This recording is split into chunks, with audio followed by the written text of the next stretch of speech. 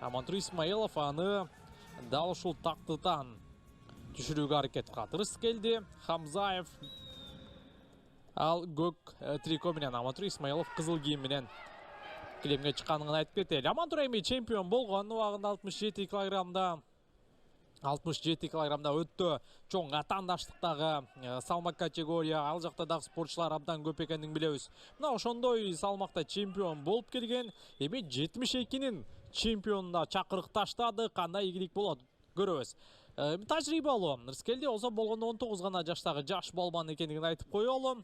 Быйыл ал жаштар арасында дүйнө чемпионатына катышып, бирок чейрек финалда жеңилип калды. Монголиядагы Улан-Батор Open турниринде 3-чү орунду ээледи. Азия чемпионатында чоңдор арасында катышып, бирок ал жакта дагы чейрек финалда жеңилип калган. Албанияда өткөн рейтингдик турнирде коло медалдын ээси болгон. Менимче эң чоң жетишкендиктин бири болду. Мына жаштар арасында дүйнө чемпионаттарына катышып, бирок медаль ута элек. Жаштар арасында Азиянын чемпиону, бирок 2023-жылы Бишкекте, Бишкек аренада өткөн. Кандайча? Акча кайтарылып келет? Андан да көп интернет. Эч кандай комиссия жок? Ооба, акча кайтарылып келет. Виза карталары боюнча 2% кэшбэк. Интернет көбүрөөк болот. Ай сайын плюс 10 гигабайт. Комиссиялар болсо жөн гана жоголуп кетет. Мой О тиркемесинде О Праймды кошуп алыңыз. 90 күн бою акысыз. О Прайм күн сайын пайдалуу. Турнирде биринчи орунду ээлеген, финалда күчтүү ирандык Саид Хабибулланы утуп алган.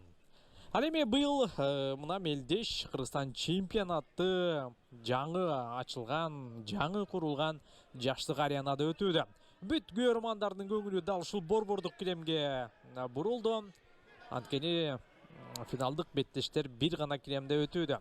Коло медалдер 2 параллелдүү килемде өтсө, мына финалдар болгону бир гана беттеште өтмөкчү. Бир гана килемде. Мына ошентип 1,5 мүнөткө чукул убакыт балбандар түртүштү. Эч кандай жыйынтык болбогондугуна байланыштуу. Азыр ортодо калыс алгачкы активдүүлүктү берди. Биринчи упай Амантур Исмаиловго кеткен. Жана азыр партерде кандай ыкма жасайт, моюндан кармап, жана өз атаандашынын алдына калып кала жаздаган, бирок ушул жерден 2 ирет караңыздарчы. Амантур Исмаилов 4 упайлык ыкманы жасады. Жана эсеп 7-0. Биринчи аракетинде 2 упай берген, экинчисинде 4 упай 7-0. Мына Амантур Исмаилов 72 килограмм салмак чембирдикте алдыдагы ири турнирлерге барууга чоң кадам таштады десек болот. Рыскелди Хамзаев эми 4 мүнөттөй убакытысы бар. Мына ушул жерде алдырып койду. Эми азыр жакшы азыр 1 упай. 1 упай эсеп саны 7-1.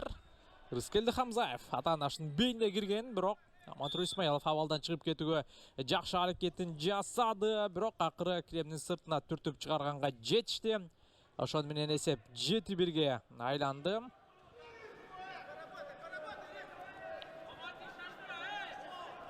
Ортодо айрым 6 упай. Азыр Амантурга дагы да болсо бир ирет атаандашынын артына өтө турган болсо эле, же бир ыкма жасай турган болсо, беттеш дээрлик анын жеңиши менен жыйынтыкталат. Рыскелди Хамзаев азыр кандай амал издейт көрөлү.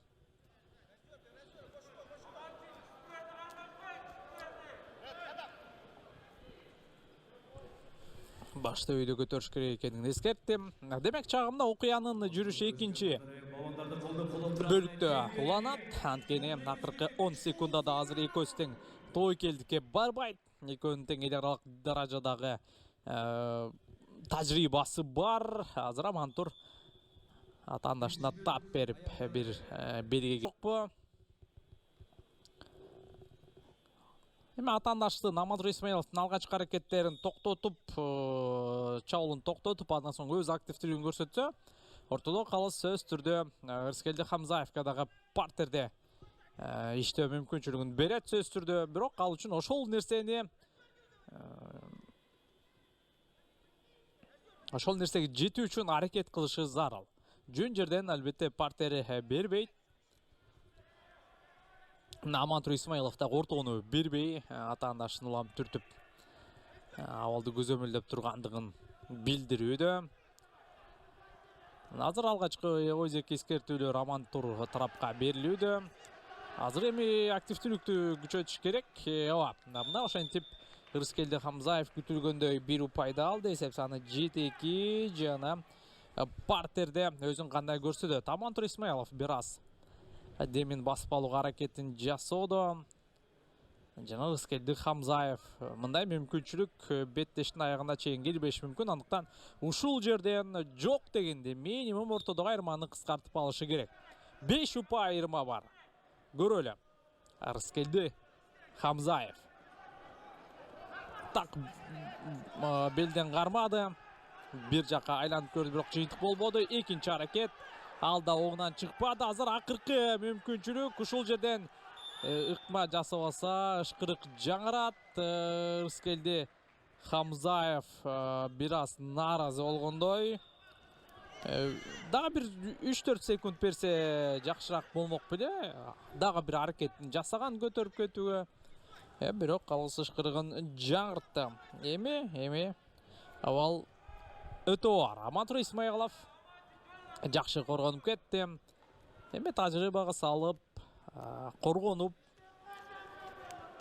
абалды алып алса болот. Төгүчү болбой караңыздарчы, Ырыскелди Хамзаев өтө мыкты секирип атаандашынын артына жеткен. Бирок жана азыр бош чабуул. Бул жерден эч кандай упай болбойт. Спортчулар кайрадан өйдө туруп борбордук бөлүктөн күрөш уланат.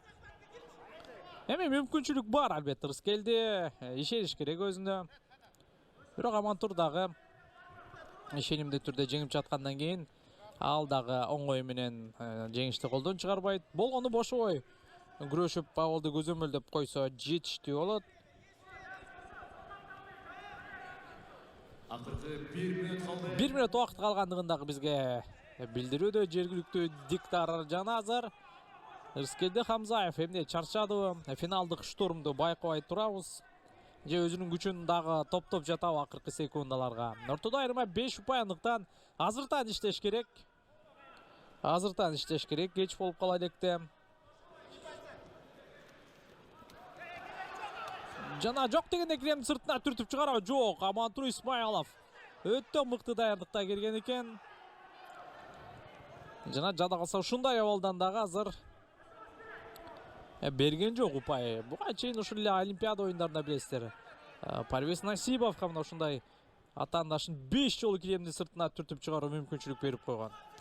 Азыр кайрадан аракет жасайт. Жок, Амантур таштай бекем. Бербейт, 7 секунд калды. Жана бүттү. Ырыскелди Хамзаев дагы чарчады. Амантур Исмаилов Кыргыз Республикасынын чемпиону. Алды эми 72 кг салмак чембирдикти. Да ошол Амантур Исмаиловду алдыдагы Азия чемпионатынан көрүшүбүз мүмкүн. Эми Бишкекте өтөт. Белгилеп кетели ушул аренада. Андыктан Кыргызстандын биринчи номерлери менимче Азия чемпионатында күрөшөт